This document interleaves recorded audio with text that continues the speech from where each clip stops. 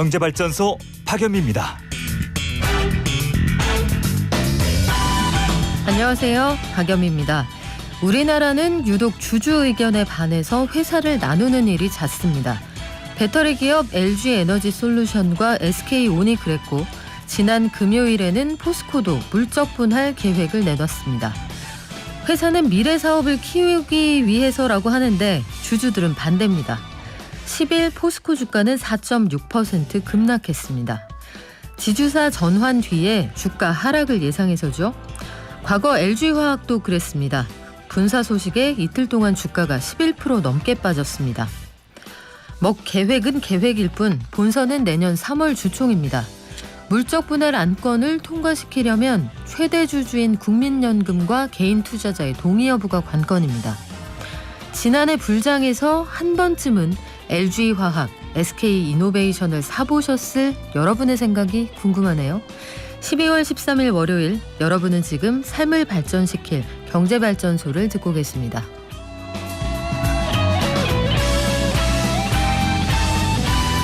내년도 코로나19 지원금, 이걸 추경에 편성을 하느냐 마느냐, 이걸 두고 대선 후보들 사이에 공방이 한창입니다. 이재명, 윤석열 후보들을 포함해서 그 여야의 주요 후보들 경제 공약까지 한 주간의 정치권 소식 정리합니다.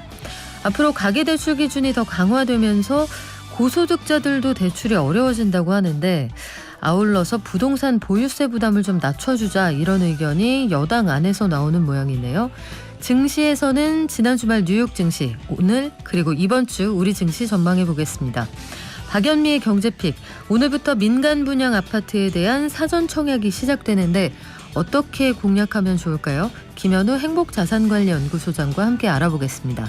경제탐사 시간에는 오징어, 지옥, 왜 이런 드라마들이 인기를 끌게 되었을까? 생각해보니 불평등이 문제였다. 이런 결론에 가닿게 되는데요. 어떤 내용들로 세계 불평등 보고서가 쓰여졌는지 홍성만 연구실장이 정리합니다.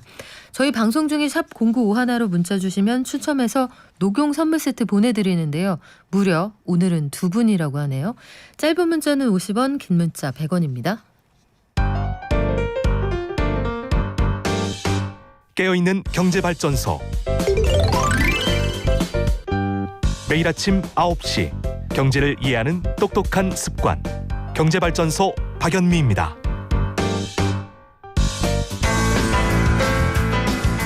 같은 색깔을 가진 사람을 선택하겠습니까?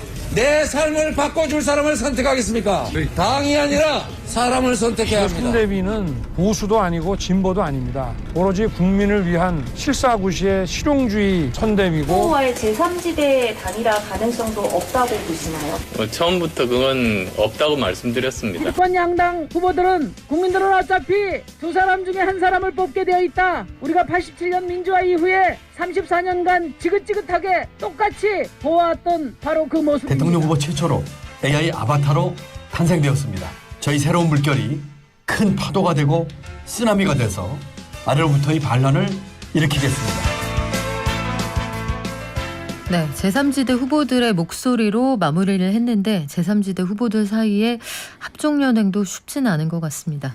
자, 50조 원이냐 100조 원이냐 코로나19 손실보상금을 위한 재원 마련 방안을 두고 이재명, 윤석열 두 후보 간의 공방이 치열한데요.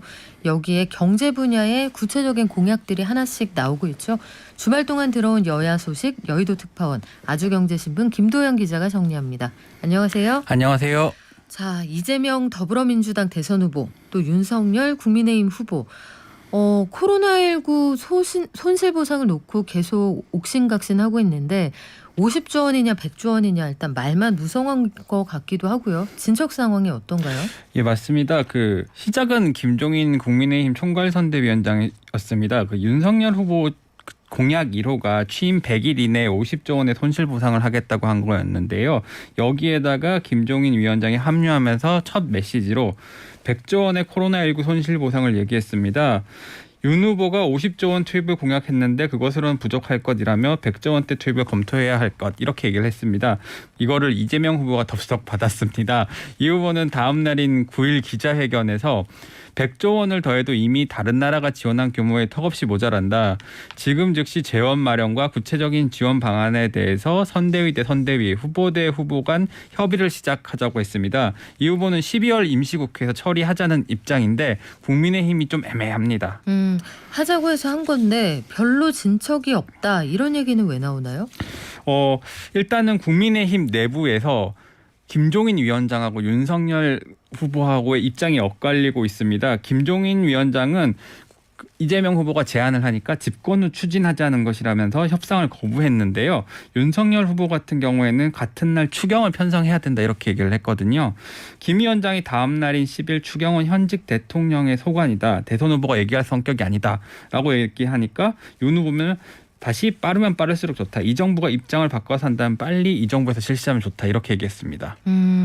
약간 윤석열 후보하고 김종인 위원장하고 입장이 좀 다른 것 같이 느껴지기도 하는데 일단은 국민의힘은 그래서 하자는 건가요? 하지 말자는 건가요?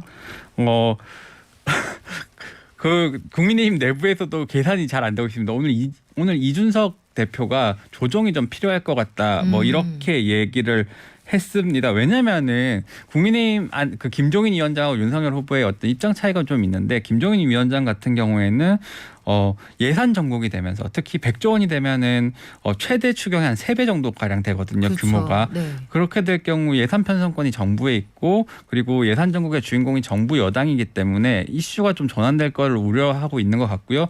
그리고 실제로 12월 국회에서 처리가 돼서 3월 9일 이전에 집행이 되면 내년 대선 이전에 집행이 될 경우에는 민주당에 오히려 표에 도움이 될 거다 이런 계산을 하고 있는 것 같습니다. 반면에 윤석열 후보 같은 경우에는 본인의 1호 공약이기 때문에 여당이 이거를 강하게 추진을 한다면은 자신의 이슈 주도권을 뺏기는 게 되는 거잖아요. 그런 부분에 대해서 좀 우려를 하고 있는 것 같습니다.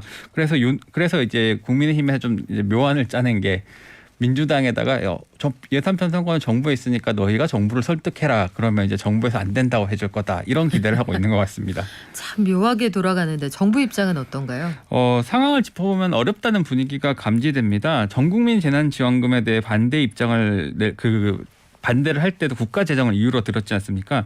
김무겸 국무총리가 지난달 인터뷰에서 추경 편성은 쉽지 않다. 금년 초과세수에서 어느 정도나 가용한지 판단하려면 내년 4월 결산까지는 기다려야 한다. 올해만 정부가 100조 원 정도로 추가로 빚을 낸 상황이라 당장 쓸 수 있는 돈도 많지 않다. 이렇게 얘기를 했습니다. 자, 남의 손을 빌린다는 건데 제3지대 인사들도 입장을 밝힌 모양이네요. 예, 맞습니다. 기본적으로 실태 파악이 먼저다. 이런 입장입니다. 심상정 정의당 후보는 50조니 100조니 말싸움하는데 국민 생명을 살리는데 액수를 정해놓고 하는 나라는 없다. 일상 회복에 필요한 인프라를 언제까지 어떻게 갖출지 구체적으로 대책을 세워야 한다고 얘기했습니다. 안철수 국민의당 후보도 코로나19 피해 업종을 전부 파악하고 어느 정도 손실이 발생했는지 계산해야 한다. 그리고 국민들에게 필요한 재정을 추계한 금액을 말씀드려야 한다고 했습니다. 김동연 새로운 물결 후보 굉장히 경제부총리 출신답게 되게 디테일한 얘기를 해놨어요. 네. 100조 원 재원 확보가 불가능하다. 내년 예산 600조 원 가운데 의무 지출이 300조 원이고 지출 구조 조정을 할 수 있는 건 대부분 SOC 사업이다. 정치인들의 지역구 예산 확보한 걸 빼고 나면은 확보 가능한 재원이 크지 않다. 100조 만드는 건 아예 안 된다는 겁니다. 재밌네요. 정치권 지역구 예산 확보한 걸 빼고 나면 확보 가능한 게 없다는 얘기는 그거 갖다 쓰면 확보할 수 있는 게 좀 있다. 이렇게도 읽히는데. 그러면 의원들이 반대하겠죠. 네, 가만히 있지 않겠죠. 지금 그래서 구체적으로 경제 공약들이 어떤 게 나오는지 좀 궁금해집니다. 예, 이재명 후보 같은 경우에는 지난 8일 중소벤처기업 7대 공약을 발표했습니다. 정부의 벤처 투자 예산을 10조 원으로 확대하고 연 30만 곳의 신기술, 신산업, 창업을 유도하겠다고 밝혔습니다. 여기에 공모형 벤처 투자 펀드 창업연대기금 1조 원, 대규모 테크펀드인 K비전펀드 등을 조성하겠다고 밝혔습니다. 그리고 중소기업의 협상력을 강화하기 위해서 중소기업의 공동사업행위 허용 범위를 광범위하게 확대하겠다는 얘기를 했는데요. 여기서 담합 금지와 상충하는 거 아니냐 이런 지적이 나왔습니다. 이 후보는 담합 금지는 힘의 균형이 있을 때 얘기다. 납품업체가 집단을 결성해 집단적 이익을 환수하는 것은 허용돼야 한다 이렇게 얘기했습니다. 이 노동계가 굉장히 여러 번 그리고 중소기업들이 얘기를 해왔던 부분인데 중소기업에 대해서 상속세 공제 부분을 좀 늘릴 수 있다 이런 얘기도 했네요. 예, 현재 기업 상속 공제의 경우 중소중견기업을 10년 이상 경영한 사업자가 기업을 물려줄 때 상속재산 가액을 최대 500억 원까지 공제해주는 제도인데요. 중소기업이나 중견기업인들 사이에서 공제액을 늘려달라는 요구가 있었습니다. 가업 승계가 안 되면서 경쟁력 있는 기업들이 사라진다는 건데요. 이 후보는 이날 기자회견에서 기업 승계 등 세대를 뛰어넘는 기업의 영속성 확보 방안을 강구하겠다고 했습니다. 이어 제도 때문에 기업 승계가 안 되고 기업이 사라지는 상황을 막을 세부적 정책을 논의하고 있다. 상속세 관련한 공제 확대 등도 포함될 수 있다. 이렇게 얘기했습니다. 네, 부동산 세제 관련 입장도 밝혔는데 요건 잠시 후에 경제 이슈 시간에 전해드리고요. 국민의힘은 선거를 앞두고 증세 얘기가 나온다.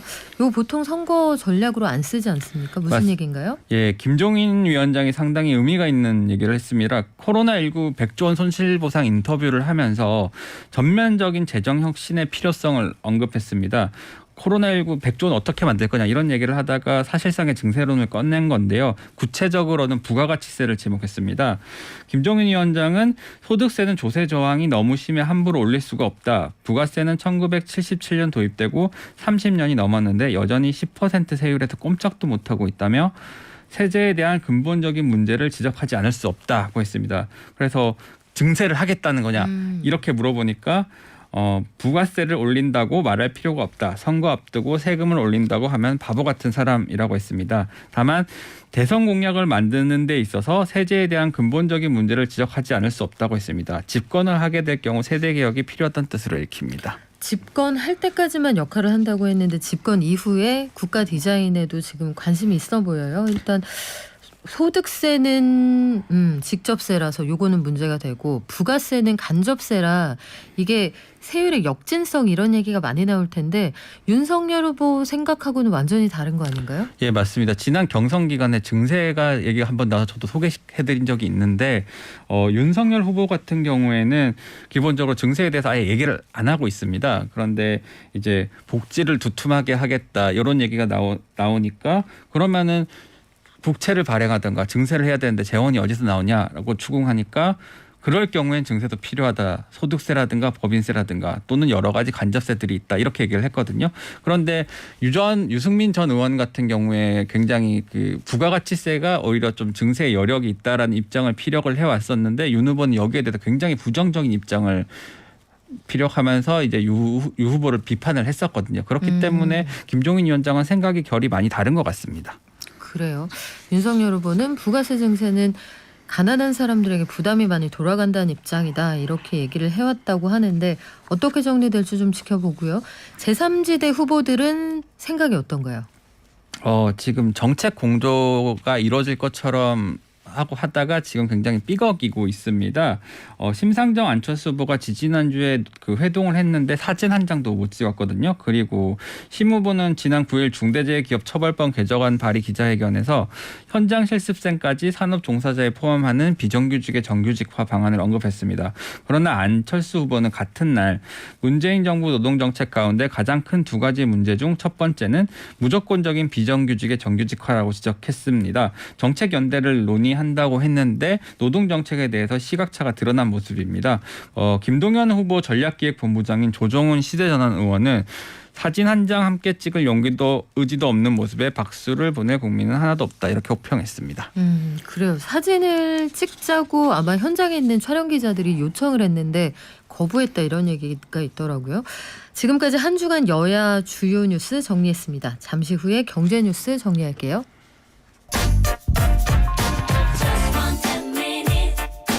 지금 여러분께서는 경제발전소를 듣고 계십니다.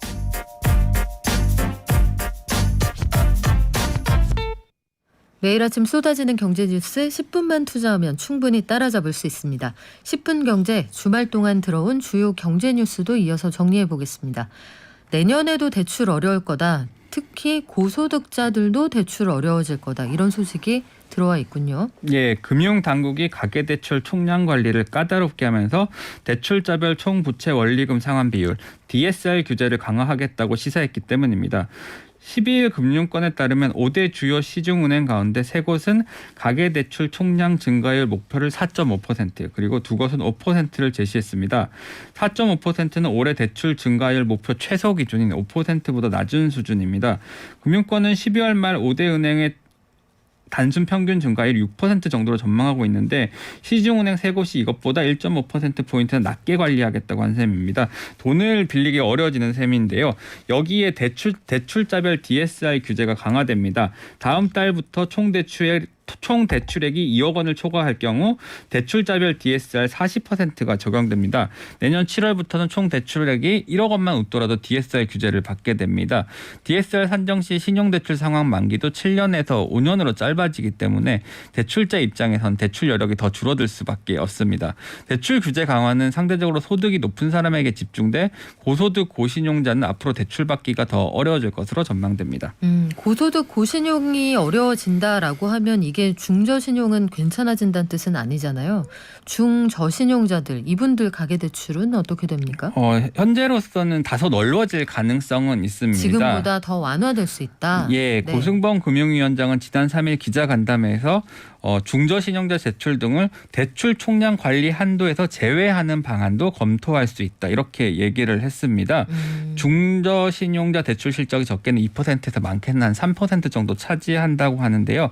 금융당국이 이렇게 인센티브를 제공할 경우 은행들이 중저신용자 대출에 더 적극적으로 나서게 될 수 있습니다. 급전이 필요한 상황에 놓일 수 있는 가능성이 더 크니까 이분들에게는 문을 좀 열어주겠다 이런 얘기인데 상황 좀 지켜봐야겠네요.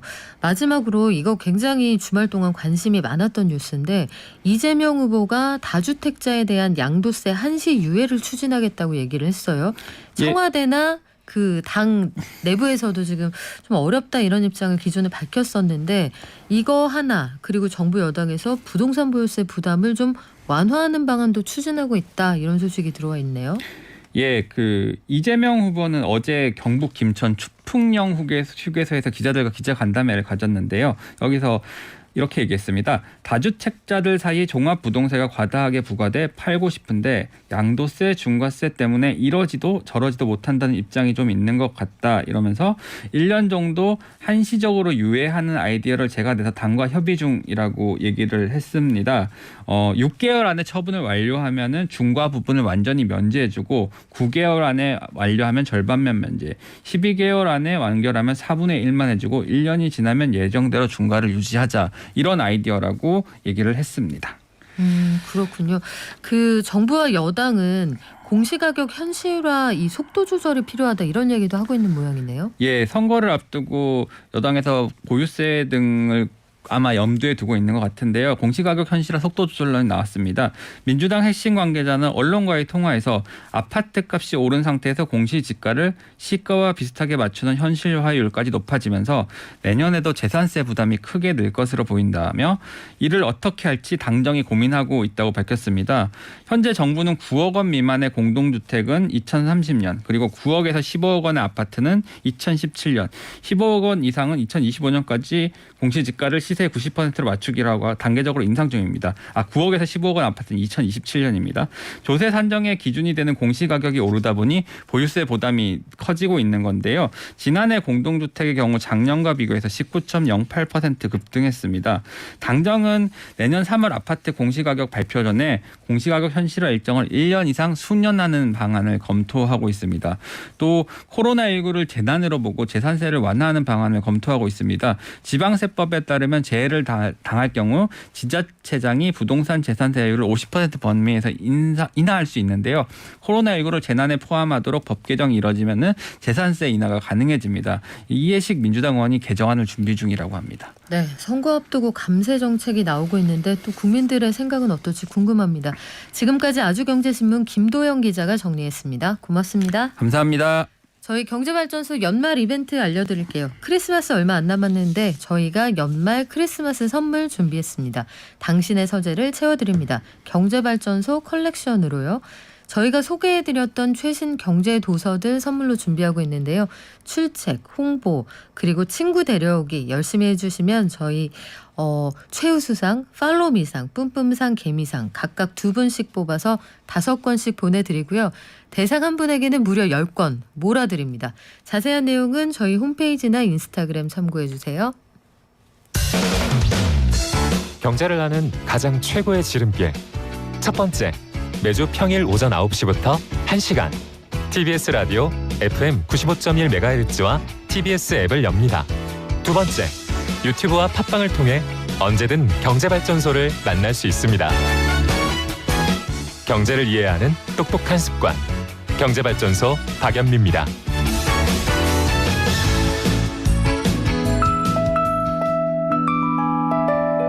개미 한 마리, 개미 두 마리, 개미 세 마리가 사과를 들고 하나, 둘, 셋. 영차. 네, 지난주 뉴욕 증시 그리고 오늘 우리 증시 어떻게 출발했는지 함께 알아볼까요? 미래에셋증권 디지털 리서치 팀의 박광남 팀장 연결돼 있습니다. 안녕하세요. 네, 안녕하세요. 네, 지난주 뉴욕 증시부터 정리 부탁드립니다. 네, 일단 지난 금요일 미국 시장은 39년 내 최고치를 기록한 소비자 물가지수 영향에도 불구하고 이 결과가 예상치에 부합했다라는 점에서 상승 출발을 했었고요.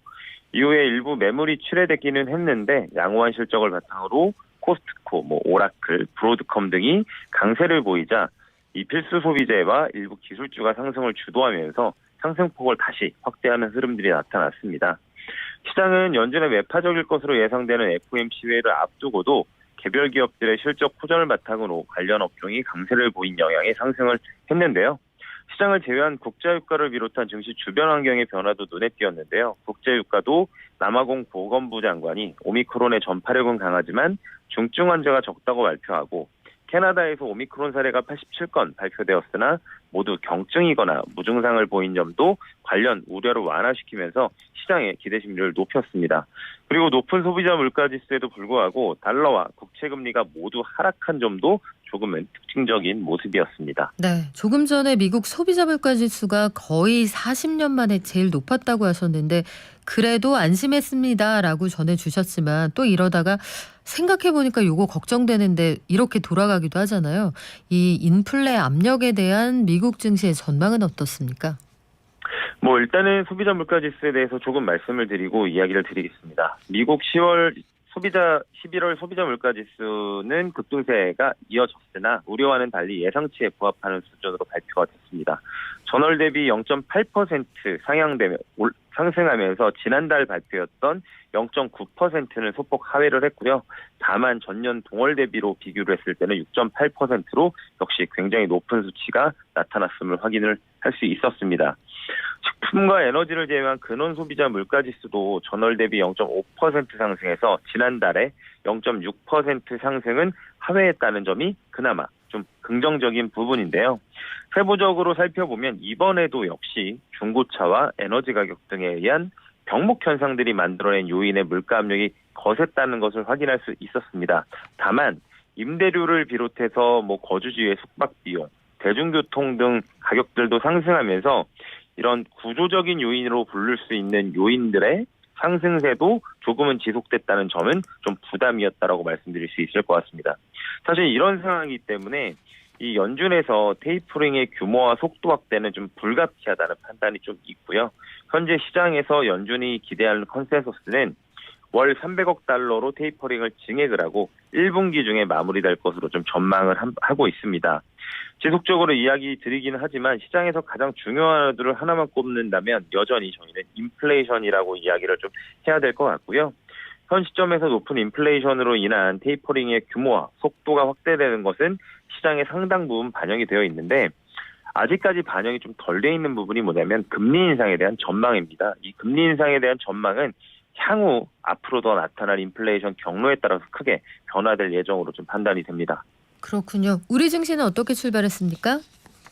일단 우리나라 증시 같은 경우에는 이 12월 1일부터 10일까지의 수출이 전년 동월 비해 한 20.4% 증가하고 그중에서도 반도체 수출이 한 26.5% 증가했다는 소식에 힘입어서 상승 출발을 좀 했습니다. 전기전자와 IT, 자동차 업종이 주로 강세를 좀 보였고요. 그다음에 4거래일 연속 외인들의 선물이 코스피로 수급이 유입이 되면서 수급적으로도 양호한 환경은 나타나고 있습니다. 반면에 이 P2E 게임 중에 하나가 등급 분류 결정 취소 소식이 주말간에 나오면서 게임주 등이 약세를 좀 보이고 있습니다. 기존의 주도주 역할을 했던 섹터가 약세를 보이며 코스닥이 소폭 하락하고 있는 것이 특징입니다. 네, 이번 주에 우리 주목해봐야 될 만한 이슈가 좀 많은 모양이네요. 예, 이번 주에 지켜봐야 할 이벤트들이 역시나 많습니다. 특히 미국과 중국의 실물 경제 지표를 비롯해서 주요 중앙은행들의 통화정책회의가 집중이 되어 있는데요. 주요 이벤트들은 15일 수요일에 예정이 되어 있습니다.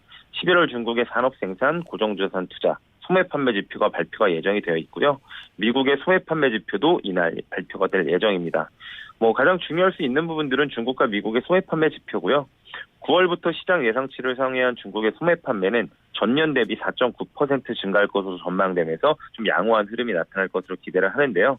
다만 미국의 경우는 지난 8월부터 3개월 연속 시장 전망치를 좀 상회했으나 이번 예상치는 전월 대비 소폭 둔화될 것으로 전망되는 상황이나 이 정도만 해도 나쁘지는 않은 수치라고 말씀드릴 수 있을 것 같습니다. 네, 마지막으로 미국 연준의 회의 결과도 나오죠. 예, 맞습니다. 이날 이제 FOMC 결과도 나올 예정인데요. 일단 시장에서는 테이퍼링의 규모의 증액에 대해서는 대부분 다 인지를 하고 있는 상황인데 저희가 오히려 주목하고 있는 부분은 테이퍼링보다는 향후 점도표와 물가 전망 그리고 파월 의장의 발언이라고 이야기를 드릴 수 있을 것 같습니다. 지난 9월 회의에서 연준이 공개한 점도표에서는 18명의 위원 중에서 9명이 내년에 금리 인상이 될 거라고 전망을 했는데요. 현 시점에서는 이런 기대 인플레이션을 컨트롤하기 위해 매파적인 발언을 이어갈 가능성이 높기 때문에 내년 금리 인상에 대한 전망이 증가할 것으로 좀 보여집니다. 이제 중요한 것은 금리 인상 횟수의 전망이 어떻게 될지 여부인데요. 일단 금리 인상 전망이 2회 이상으로 증가할 경우에는 시장의 변동성이 확대될 수 있다는 점을 염두에 둘 필요가 있습니다. 다만 제 개인적으로는 발표 이후에 이 기대 인플레이션의 추세 변화 여부를 좀 더 살펴봐야 될 것 같은데요. 최근에 연준이 매파적으로 변한 이후에 기대 인플레이 상승세가 좀 주춤한 모습입니다.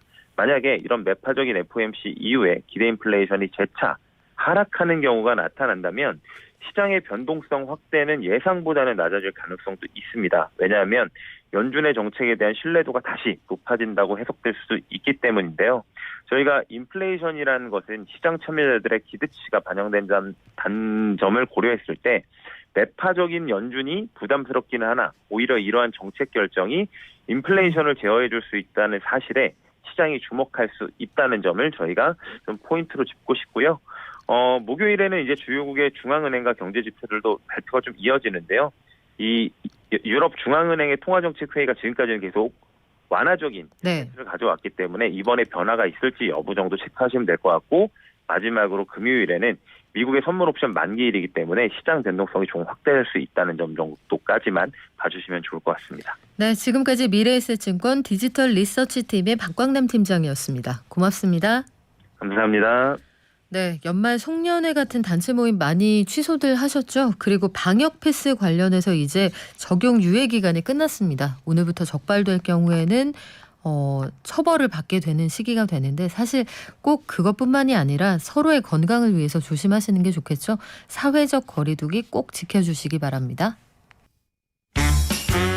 돈이 굴러가는 기본적인 흐름. 잘 먹고 잘 사는 게 주식 관련해서 가짜 정보가 많더라고요. 용어라든지 이런 게 너무 어려우니까 잘 모르는 사람들도 쉽게 접할 수 있는 서민들 정책을 많이 좀 알려줬으면 좋겠습니다.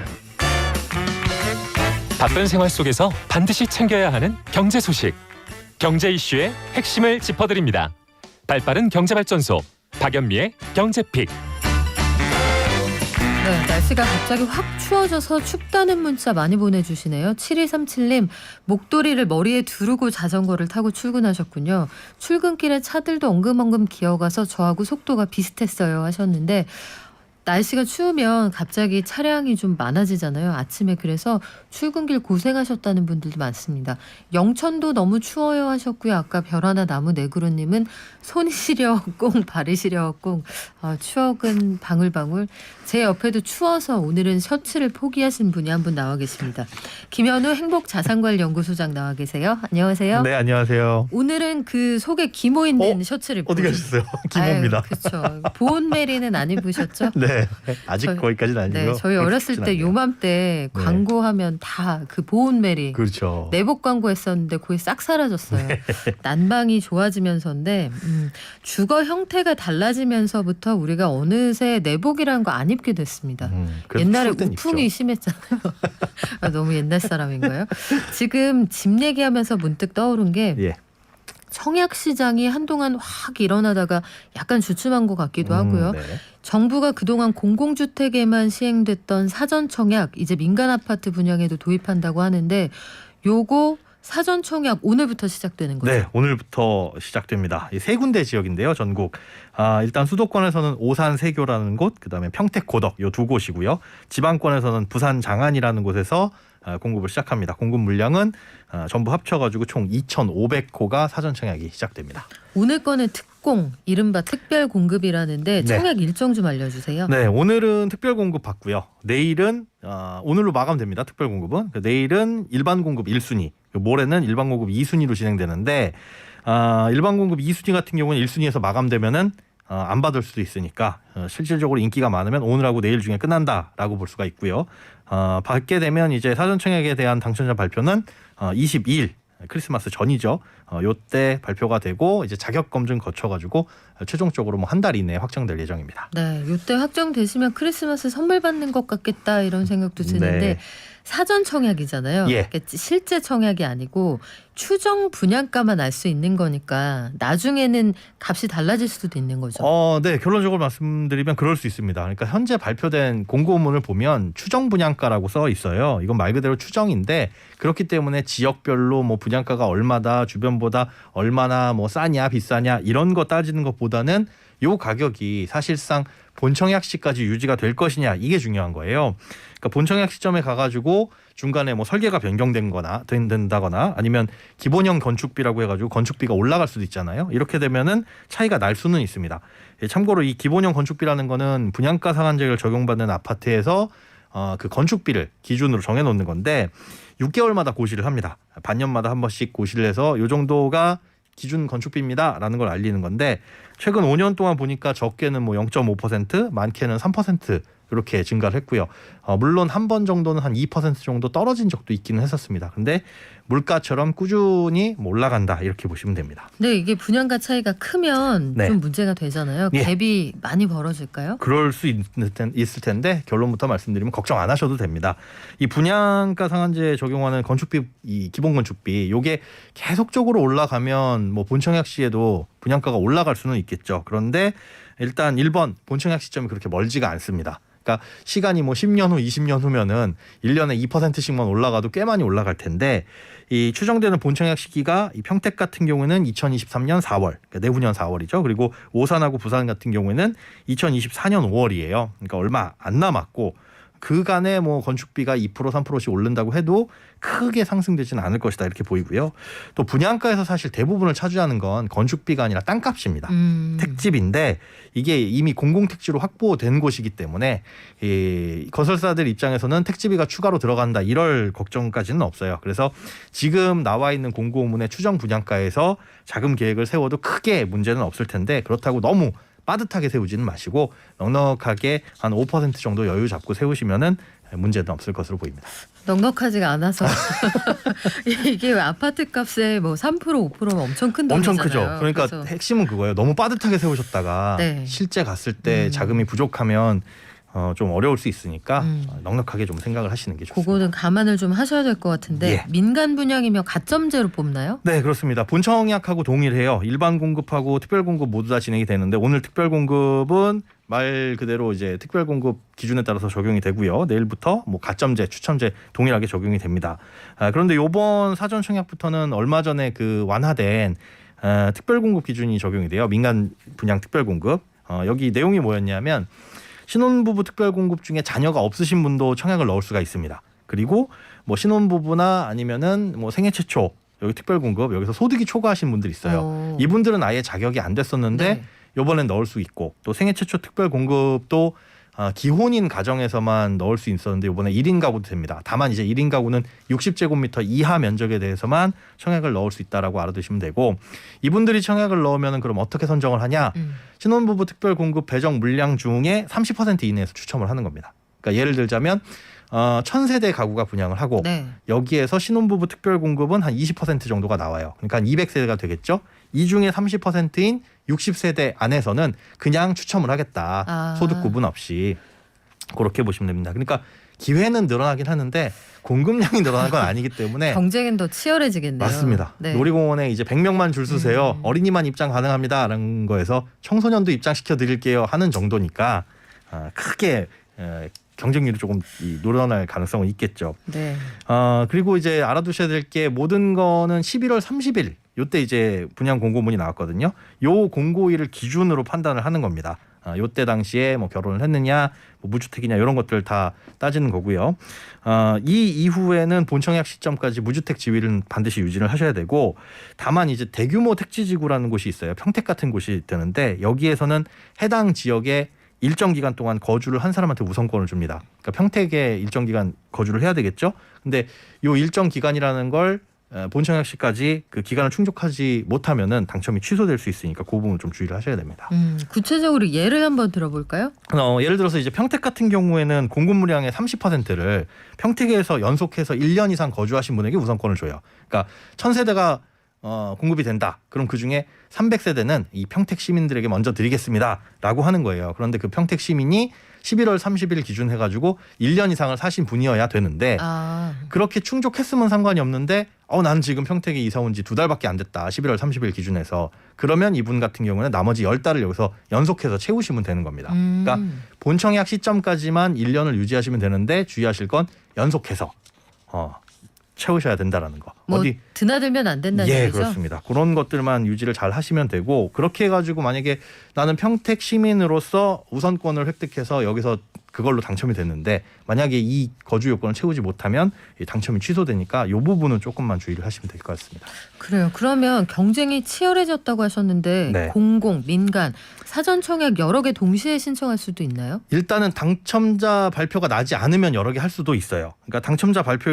얼마 전에 그 3기 신도시 3차 사전 청약 받았죠. 그게 발표가 23일이거든요. 그러니까 거기에 청약을 넣으신 분도 아직 발표가 안 났으니까 이것도 넣으실 수가 있습니다. 그러니까 당첨자 발표일만 같지 않으면 청약을 넣을 수 있다. 만약에 그런데 당첨자 발표일이 같으면 둘 다 취소되니까 요거 주의를 하셔야 되고요.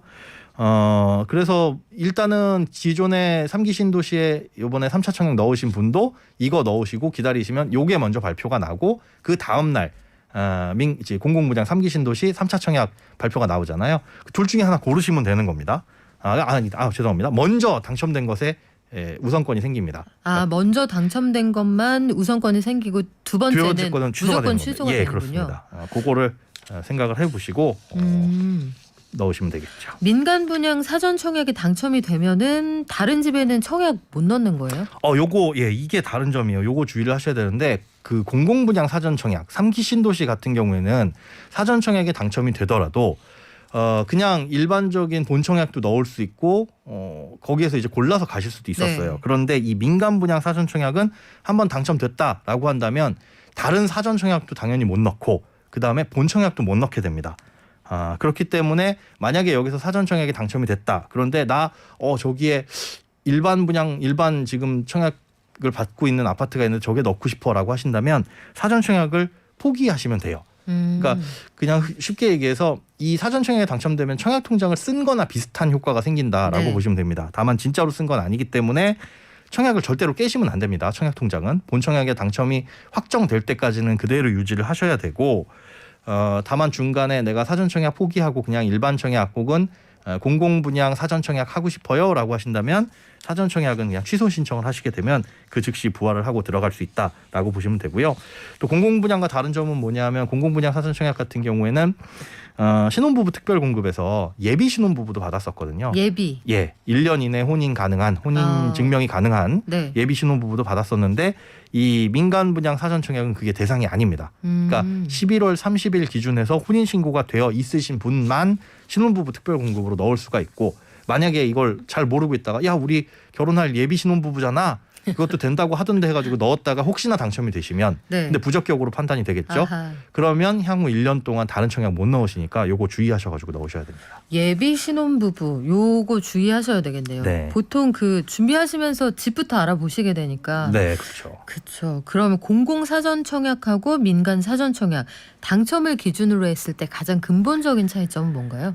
일단 민간 사전 청약 당첨자로 선정을 되게 되면 이 집을 가지시면 안 돼요. 그러니까 본 청약 시점까지 미주택 지위는 유지하시는 건 동일합니다. 그런데 공공 분양 사전 청약 같은 경우에는 사전 청약으로 당첨이 되시더라도 공공 분양 사전 청약만 못 넣고 민간 분양의 사전 청약이나 민간 분양의 뭐 일반 청약 다 넣을 수 있어요. 공공 분양 일반 청약도 넣을 수 있고. 그런데 이 민간 분양 사전 청약만큼은 그냥 실제로 청약에 당첨된 것과 유사하다. 그래서 다른 거 못 넣는다라고 생각을 하셔야 되고요. 그리고 공공 분양 사전 청약으로 입주 예정자로 선정이 됐으면 그 세대 전체가 이걸 적용을 받는 거예요. 이거 사전 청약 민간 분양도 마찬가지고요. 그래서 개인만 따지는 게 아니라 세대 전체 단위로 적용을 받는다. 이것만 기억을 해두시면 됩니다. 그러면 사전 청약할 때 소득 요건이 충족이 됐어요. 네. 그런데 이럴 수 있잖아요.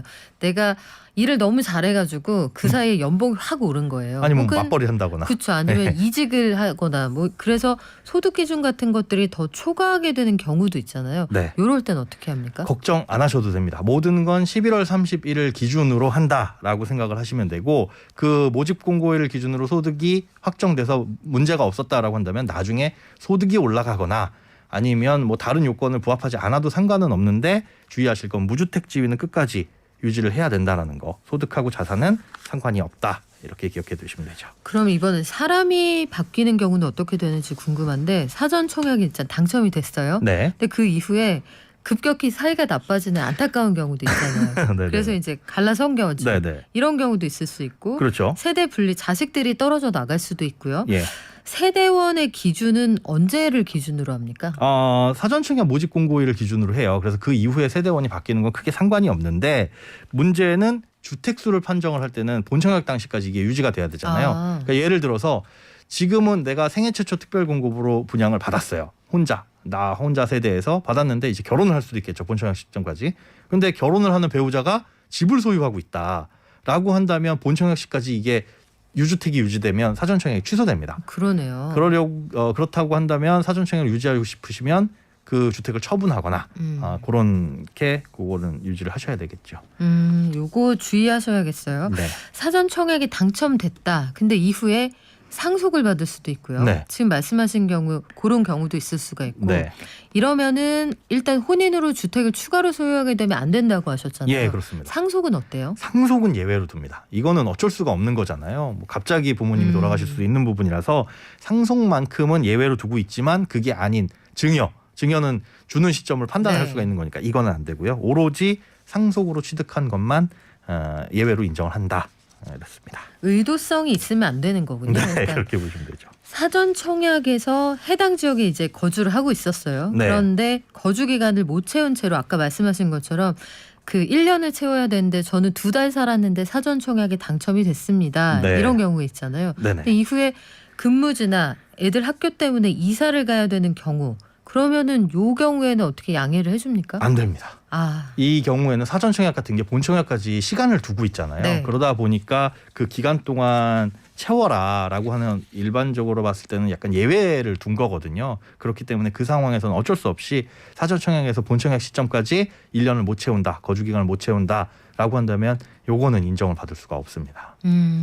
마지막으로 우리 사전 당첨자의 지위 이것도 남한테 팔 수 있습니까? 요건 분양권이나 뭐 입주권 같은 게 아니에요. 그렇기 때문에 전매나 이런 것들도 안 되고 양도를 할 수도 없습니다. 다만 이제 사전 청약으로 당첨되신 분이 돌아가시게 되면 이거는 이제 상속이 가능한데 그 외의 경우에는 임의로 양도를 하거나 다른 사람한테 넘겨줄 수 없다. 이렇게 기억해 두셔야 됩니다. 그렇군요. 알겠습니다. 지금까지 행복자산관리연구소 김현우 소장과 함께했습니다. 고맙습니다. 네, 고맙습니다. 범람하는 거짓 정보와 가짜 뉴스, 공정한 경제를 말합니다. 깊이 있는 경제발전소 박연미의 경제탐사. 네, 네, 맥스 데모님이 유튜브로 박연미 기자님 미키마우스 티 선물로 주세요 하셨는데 그 티가 퍽 마음에 드셨던 모양이에요. 제가 언제가 될지 모르겠지만 만에 하나 우리가 공개 방송을 할 수 있는 그날이 온다면 그날 제가 추첨해서 하나 드리겠습니다. 그까이 거 뭐 드릴 수 있습니다. 그런데 대면하는 날 전에 우리가 먼저 해결해야 될 여러 가지 고민들이 있을 것 같아요. 예컨대 오징어 게임이라는 넷플릭스 드라마 이거 인기 많아서 뿌듯했고 기생충이라는 영화가 세계 영화계에서 큰 상을 받아온 것도 뿌듯했는데 왜 이런 작품들이 계속 히트를 치고 등장을 하는 걸까 생각해보면 우리가 사는 세상이 퍽 즐겁지만은 않은 것 같거든요. 디스토피아라고 얘기를 하는 분들도 계신데 최근에 지옥이라는 시리즈도 마찬가지입니다. 이런 상황들을 담은 세계 불평등 보고서가 나왔다고 하는데요. 어떤 내용이 담겨 있을까요? 참세상연구소 홍성만 실장과 알아보겠습니다. 안녕하세요. 네, 안녕하세요. 세계 불평등 보고서 2022 네. 연구 결과에 나온 현황은 어떻습니까? 저 코로나19로 그 저소득층의 피해가 이제 집중됐다는 건 뭐 이미 알려진 사실인데요. 근데 여기에 이제 뭐 사상 유례 없는 그 양적 완화까지 이제 이루어지면서 자산 가격이 대폭 튀어 올랐습니다. 그러다 보니까 2020년은 전 세계 억만장자들의 부가 이 지구 탄생 이래로 가장 가파른 증가세를 보인 한 해였다. 이렇게 이제 보고 있습니다. 억만장자 그러니까 상위 이제 0.001%의 부가 지난 1년 동안 4조 달러, 우리 돈으로 하면 한 5천조 원 이상 증가했지만, 예, 1억 명 이상의 이제 사람들이 또 새롭게 이제 빈곤층, 극빈층으로 떨어졌다고 하고요. 상위 이제 0.001% 대 하위 50%, 인구수로 보면은 5만 명 대 40억 명의 이제 자산 점유율 격차가 3.2배로 벌어져서 이제 이것도 이제 사상 최대로 이제 벌어진 건데요.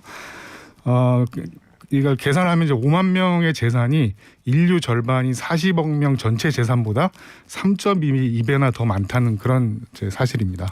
우리도 상황이 크게 다를 것 같지는 않네요. 네, 그렇습니다. 한국의 이제 소득 수준은 좀 올라갔는데 이제 서유럽 국가들만큼 이제 소득 수준이 올라갔지만 불평등 상황은 오히려 더 심각해졌다는 그런 분석입니다.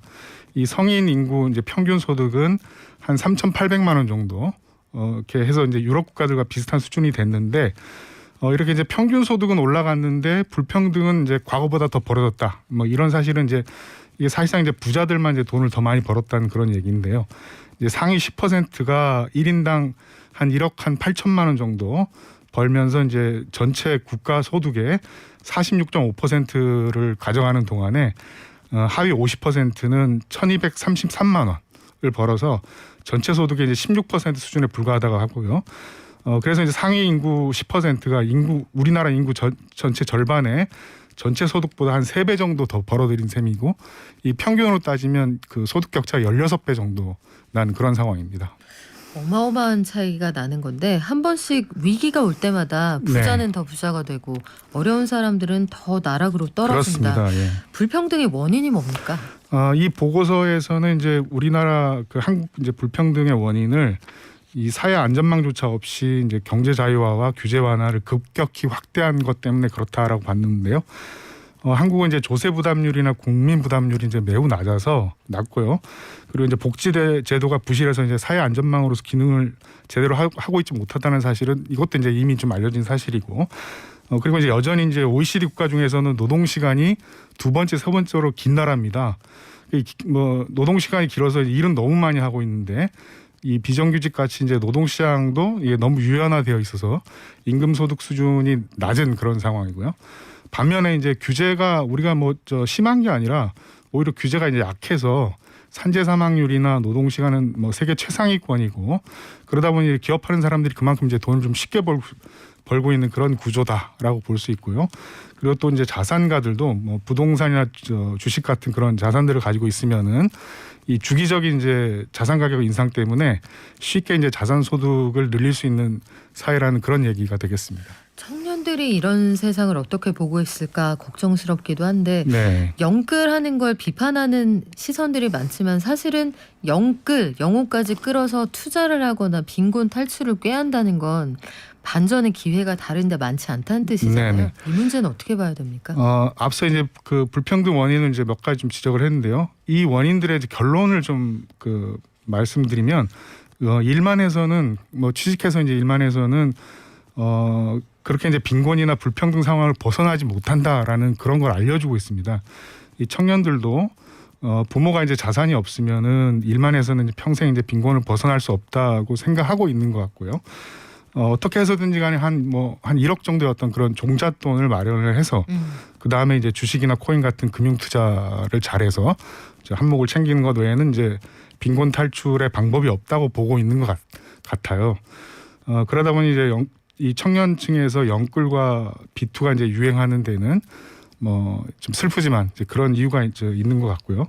근데 문제는 이제 이렇게 해서도 빈곤은 탈출할 수가 없고 불평등을 좀 완화할 수도 없다는데 더 큰 문제가 있겠습니다. 그래요. 이걸로 투자에 성공한 사람이 많지 않다 이런 얘기가 많은데 네. 정부가 해야 될 역할도 있겠죠?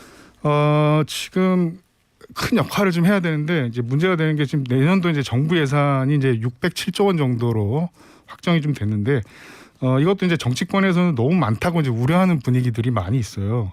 그런데 이제 607조 원이라고 하더라도 GDP 대비 비율로 보면은 한 30% 수준인데요.